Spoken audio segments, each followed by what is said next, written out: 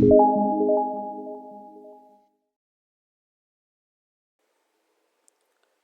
everyone, welcome to Salesforce Network, Salesforce Developer OOPS concept. Topic what we are going to cover in this session, that is this keyword. This keyword is used within an instance method or constructor to refer the current instance of the class. It helps differentiate between instance variable or fields and local variables with the same name. In Salesforce Apex programming language, this is used similarly to how it is used in other object-oriented languages. Use of this keyword in Apex referring to instance variables when local variables or method parameters have the same name as instance variables.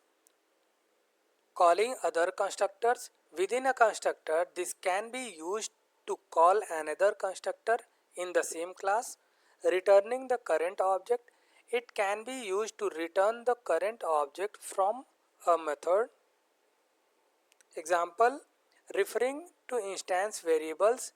Consider a scenario where you have a class with instance variables and you want to write methods to manipulate these variables.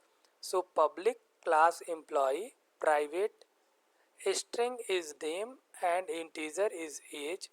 Constructor public employee, so we are passing name and age. Here this dot name refers to the instance variable name. This dot age refers to the instance variable age. Method to update name, public void update name. Here we are passing a single value name. This dot name equals to name. This dot name refers to the instance variable. Name refers to the parameter. Close the curly brace. Method to display employee details, public void display details, system.debug name plus this dot name. This dot name refers to the instance variable name. System.debug age, this dot age. This dot age refers to the instance variable age, and we are closing the curly braces two times. Using the employee class, employee emp, new employee John Doe, and its age is 30. Emp.display details output will be name John Doe, age 30.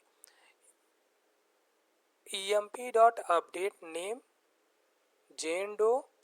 Emp.display details output name Jane Doe, age 30. Thank you.